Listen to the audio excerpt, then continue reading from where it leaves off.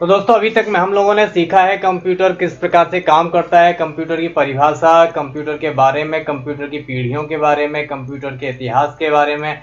ये सारी चीज़ें हम अभी तक पिछली क्लास में सीख चुके हैं और उसमें मैंने आपको क्वेश्चनर भी तैयार करवाया था। उनके क्वेश्चन आंसर उनमें किस प्रकार के बन सकते हैं और उन क्वेश्चन आंसर्स के किस प्रकार से आपको तैयारी भी करनी है। वीडियो को पूरा देखिएगा ताकि आपके सारे टॉपिक क्लियर होते चलें।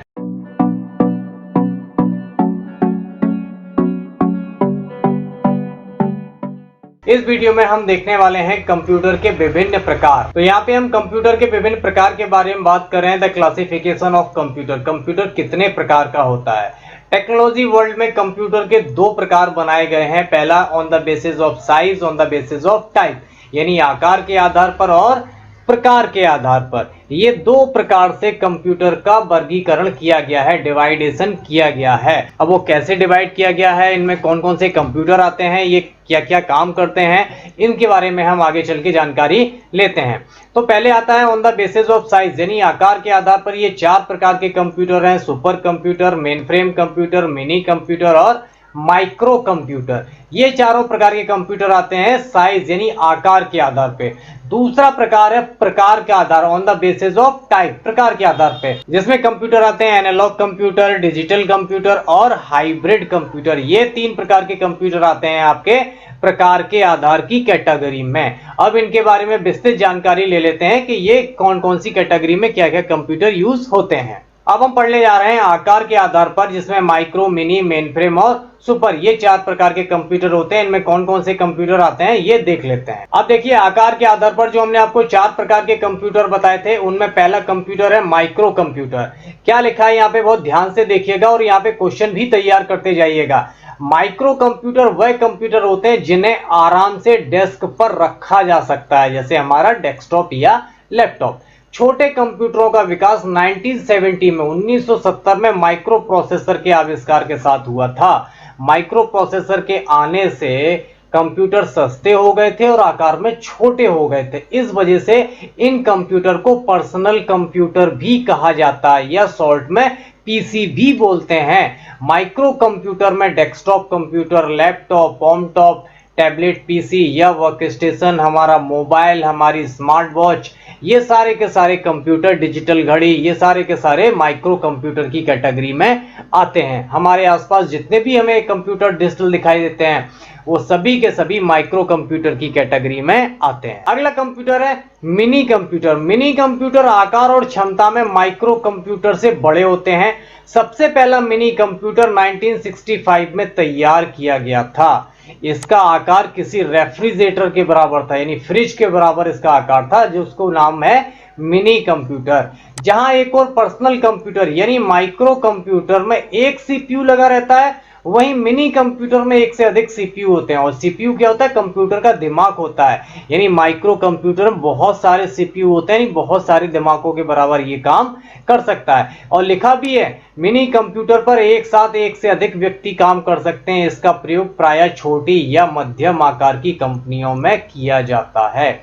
समझ में आ गया होगा। माइक्रो कंप्यूटर पर्सनल कंप्यूटर होते हैं जिनको हम घर में, दुकान में यूज करते हैं, जबकि मिनी कंप्यूटर का आकार भी बड़ा होता है। ये कीमत में भी ज्यादा महंगे होते हैं। इनमें मल्टीपल सीपीयू लगे रहते हैं और इन पर एक से अधिक व्यक्ति काम कर सकते हैं। यहाँ पे 3-4 क्वेश्चन आपके तैयार हो गए। मिनी कंप्यूटर कैसे होते हैं, मिनी कंप्यूटर कब तैयार किए गए थे, मिनी कंप्यूटर का आकार कैसा होता है और मिनी कंप्यूटर में कितने सीपीयू लगे रहते हैं। यहाँ पे 4 क्वेश्चन तैयार हो गए हैं आपके। तो इसी तरीके से आप कंप्यूटर क्वेश्चन लिखते भी जाइए या समझते जाइए। बढ़ते हैं अपने अगले कंप्यूटर के प्रकार पर, जिसका नाम है मेन फ्रेम कंप्यूटर।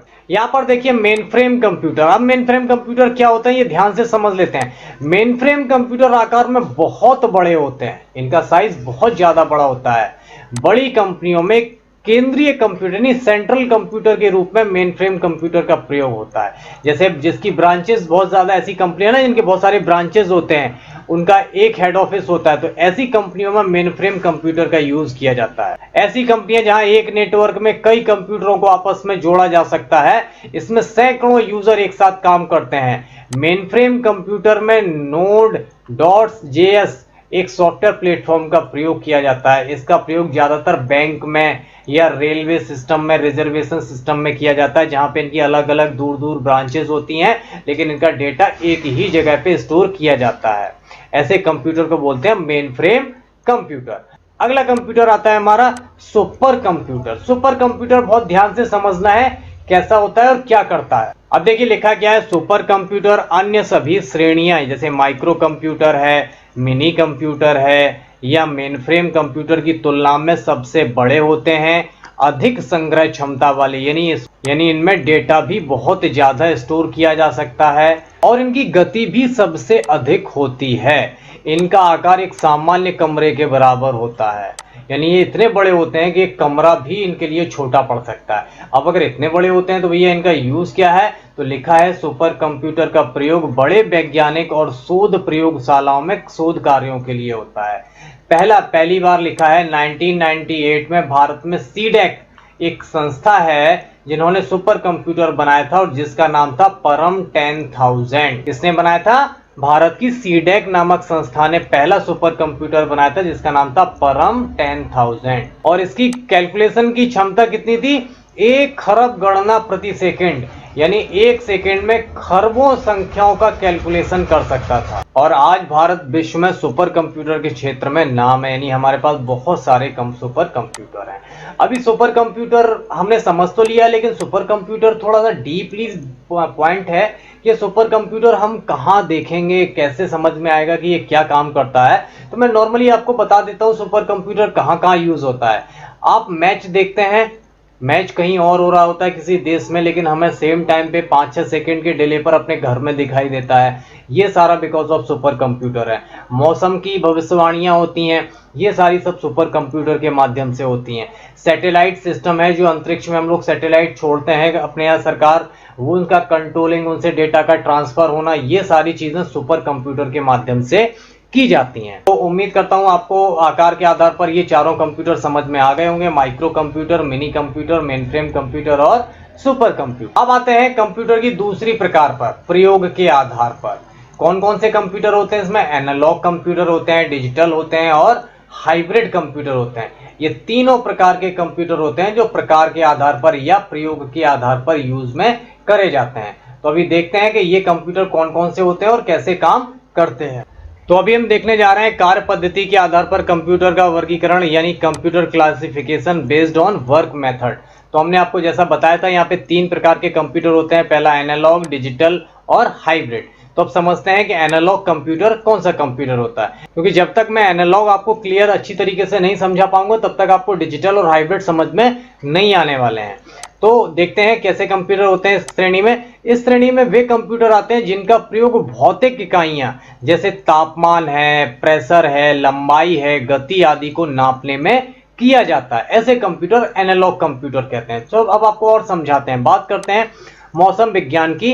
तो अगर यदि हमें हवा का दबाव नापना है, वातावरण में नमी नापनी है, या बारिश कितनी हुई ये देखना है, या आज का सबसे कम या सबसे ज्यादा तापमान कितना था ये देखना है, इन सब के आंकड़े इकट्ठा करने के लिए एनालॉग कंप्यूटर बनाए गए हैं। जैसे वर्षा मापी, रेन गेज, इससे किसी विशेष स्थान पर हुई वर्षा नापी जाती है, या आर्द्रता नापी जाती है। आर्द्रता नापने के लिए होता है हाइग्रोमीटर, इससे वायुमंडल में व्याप्त आर्द्रता नमी नापी जाती है एनीमोमीटर से, और इससे वायु की शक्ति या गति को नापा जाता है। यानी ये सारे के सारे कंप्यूटर एनालॉग कंप्यूटर की कैटेगरी में आते हैं, जो फिजिकल आंकड़ों को इकट्ठा करते हैं, जैसे दाब हो गया, तापमान हो गई, लंबाई है, चौड़ाई है, दूरी है, गर्मी है, वर्षा का नापना, ये सारी चीजें एनालॉग सिस्टम की कैटेगरी में आती हैं।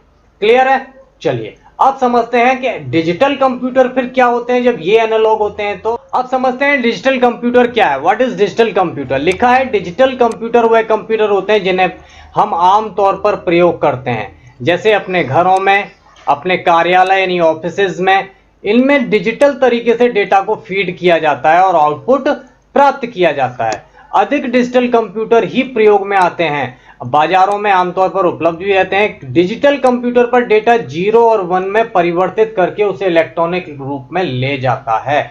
हमारे आसपास जितने कंप्यूटर पाए जाते हैं, चाहे वो लैपटॉप हो, डेस्कटॉप हो, मोबाइल हो, हमारी घड़ी हो, ये सारे के सारे कंप्यूटर डिजिटल कंप्यूटर की कैटेगरी में आते हैं।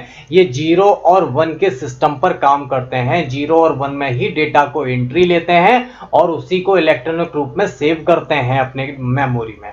समझ में आ गया होगा डिजिटल कंप्यूटर क्या है। यदि आपको एनालॉग और डिजिटल समझ में आ गए हैं तो आपको हाइब्रिड बहुत इजीली समझ में आने वाला है।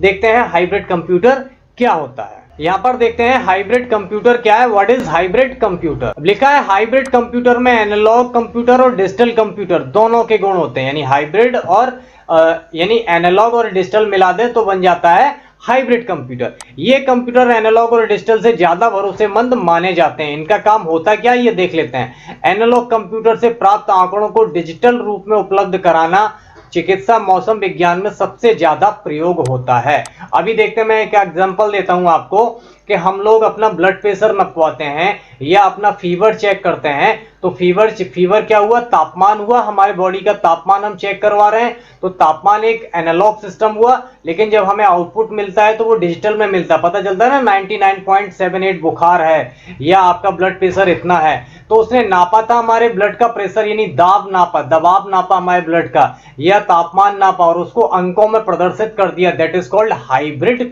कंप्यूटर।